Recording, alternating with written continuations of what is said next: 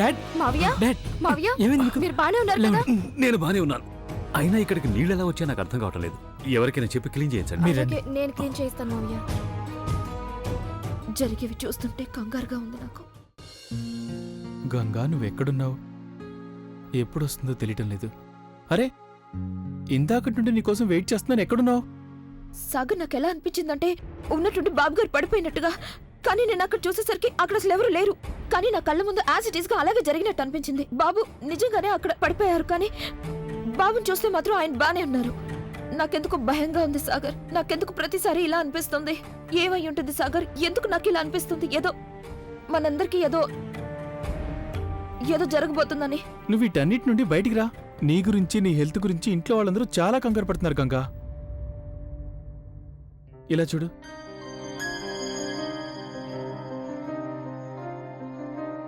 ఈ రింగ్ని నీకోసం తీసుకొచ్చాను. ఈరోజు మకర సంక్రాంతి కదా అని నీకోసం ఒక సర్ప్రైజ్ ప్లాన్ చేశాను. కానీ నువ్వు ఏవేవో ఆలోచిస్తూ కూర్చున్నావు.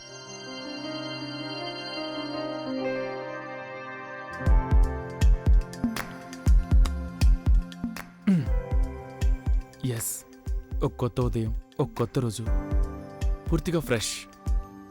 మనం మొదటిసారి కలిసినట్టు. నువ్వు చెప్పు, ఎంతో మంచి ఇంకా రొమాంటిక్ థాట్ కదా ఇది?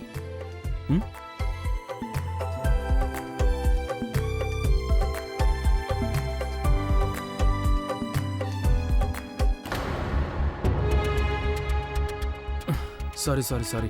అరే ఏమైంది? అది ఇక్కడే పడింది కదా.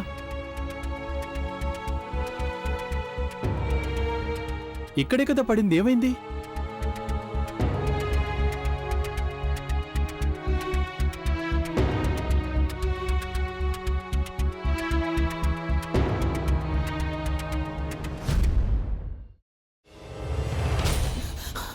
నువ్వు ఇంకేమన్నా చెప్పాలా? ఇంకేమన్నా అబద్ధం చెప్పాలనుకుంటే చెప్పేయి. నేను చూడాలనుకుంటున్నాను నన్ను మోసం చేయడానికి నువ్వు ఎంత నీచానికి దిగజారగలవు అని. ఎందుకు ఆలియా, ఎందుకు నువ్వు ఇలా చేసావు? నీకు తెలుసు కదా నానమ్మ తర్వాత నీ ఒక్కదానిని కదా నేను పూర్తిగా నమ్మేది.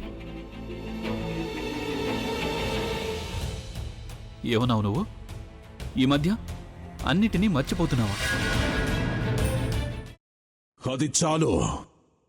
వాటిలో ఉన్న శక్తి విషయాన్ని గ్రహించి మనకు వివరిస్తాయి.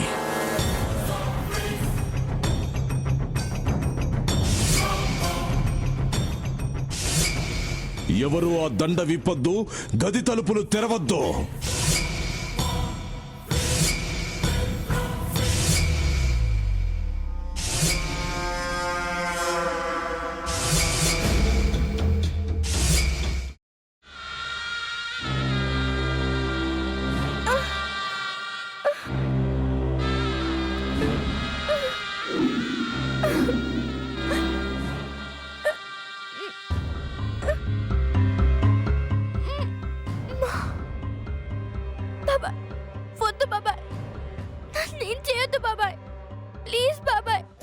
నీకు నిజం తెలిసినప్పుడే నా ఆలోచనలో నువ్వు చచ్చిపోయావు.